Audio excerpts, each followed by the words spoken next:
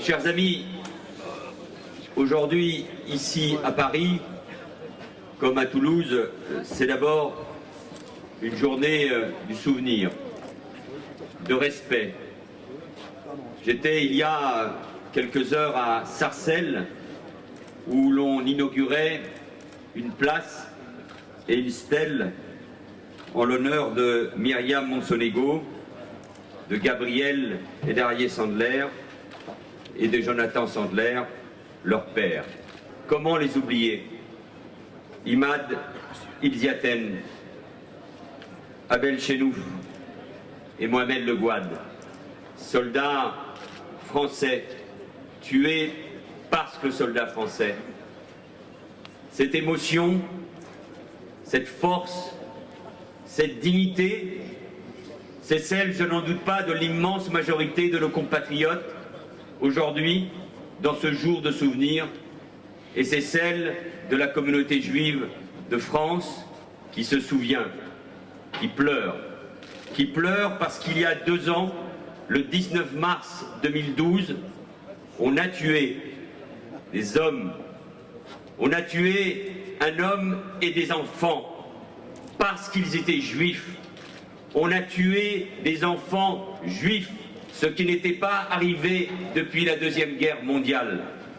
Et la France fut saisie, et nous le sommes encore, par l'horreur de ce crime. Et Bernard-Henri Lévy a eu raison il y a un instant de nous obliger à réfléchir sur le raison, sur le pourquoi nous en sommes arrivés là. Et dans ce pays qui est celui de lumière, qui est celui de valeurs universelles, qui sont les nôtres, mais que nous pensons aussi celles du monde, et pour lesquelles aujourd'hui encore, les hommes et les femmes se battent dans leur pays au risque de leur vie. Nous nous sommes dit que ce n'est pas possible. Nous ne pouvons pas revivre ces drames et ces actes. Et cela oblige à une très grande lucidité. Et la lucidité, c'est de se dire que depuis un certain nombre d'années, les actes antisémites, les actes anti-juifs sont en progression.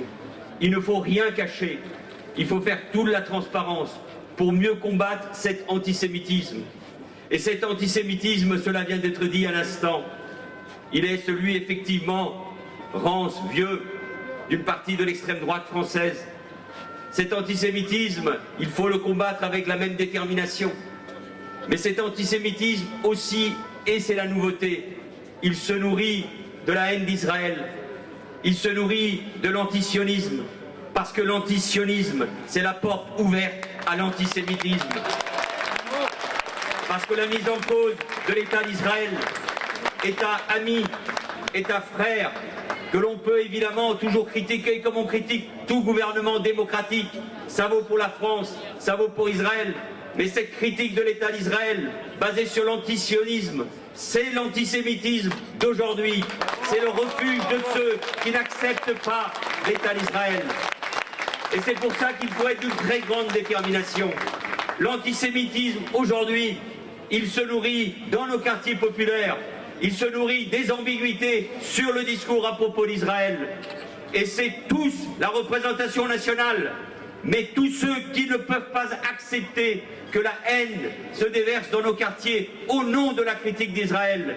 Nous devons faire corps, nous devons être unis pour combattre cet antisémitisme nouveau qui est né, qui se nourrit de cet antisionisme, qui se déverse sur la toile, sur Internet. Et il nous faut réfléchir, il faut travailler, il faut, si c'est nécessaire, légiférer pour le combattre, car nous ne pouvons pas accepter, au nom même de la mémoire, de la Shoah, au nom même de la mémoire d'Yan Halimi, au nom même de la mémoire de ce que Mera a tué le 19 mars 2012, nous ne pouvons pas l'accepter. Et donc nous devons résister